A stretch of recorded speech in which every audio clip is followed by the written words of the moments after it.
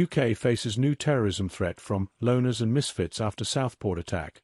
Says Keir Starmer, the Prime Minister has warned that the UK is facing a new wave of terrorism characterised by extreme violence carried out by loners, misfits, young men in their bedrooms following the horrific Southport attack.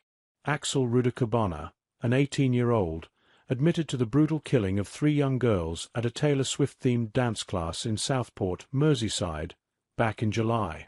Despite having been on the radar of state agencies such as Prevent, which is designed to counteract terrorism, the authorities were unable to prevent the tragic attack that took the lives of Alice de Silva Aguiar, 9, B.B. King, 6, and Elsie Stankham, 7.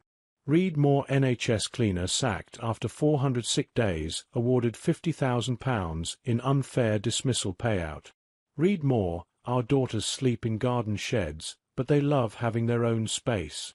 Home Secretary Yvette Cooper announced an inquiry into the case on Monday evening, stating that the nation required independent answers regarding Prevent and other agencies' interactions with the extremely violent Rudakabana and how he came to be so dangerous. In his speech this morning, January 21, Sir Keir Starmer said, "The predominant threat was highly organised groups with clear political intent, groups like Al-Qaeda.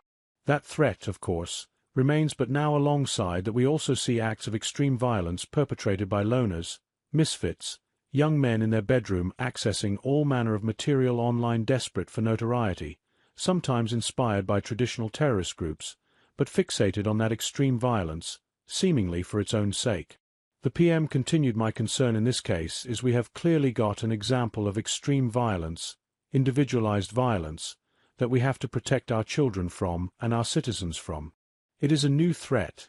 It's not what we would have usually thought of as terrorism when definitions were drawn up, when guidelines were put in place, when the framework was put in place, and we have to recognize that here today." He said the law and framework for responding needed to be appropriate to the new threat, and whatever changes were necessary in the law would be made. Sir Keir stated, "I do think it's new. You've seen versions of it in America, with some of the mass shootings in schools. It is not an isolated, ghastly example.